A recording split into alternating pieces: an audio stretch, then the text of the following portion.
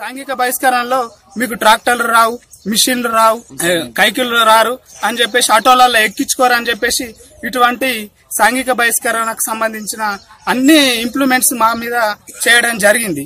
ఈ జనరేషన్ లో కూడా ఇప్పుడు సాంఘిక బహిష్కరణ అంటే ఇది ఒక మామూలు విషయం కాదు.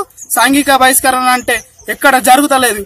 ఇప్పుడు ఉన్న సమాజంలో ఇటువంటి విషయాలు చాలా కఠినంగా తీసుకోవాలని చెప్పేసి నేను ప్రతి ఒక్కరికి తెలియజేస్తున్నాను. గుడికి ఇడిసేసిన భూమి పటేన్లు ఇడిసేపెడితేనే మేము అక్కడ మందిరం కట్టినాము. మందిరం కట్టిన దానికి క్రిస్టియన్స్ కావాలని ఆ గుడికి భూమి ఉండద్దన్న ఉద్దేశంతో ఆ రెండు కులాలతోటి ఒప్పందం చేయించి గుడికి ఉండద్దన్న ఉద్దేశంతో ఈ విధంగా వర్గాలను చేసి విభజిస్తారు. వాళ్ళే మేము ఎవరిని బహిష్కరించలేము. అసలు గ్రామం నుంచి వాళ్ళని పిలిచినాము. మరి కలిసి ఉందని పిలిస్తే సుగా వాళ్ళు మేము రామని చెప్పిరు, కళాకాండగా చెప్పిరు. వాళ్ళు రామని చెప్తేనే మేము వాళ్ళని సుగా ఇప్పటితో బహిష్కరించాలి. వాళ్ళ మాటలు ఉన్నాయి, అన్ని ఉన్నాయి.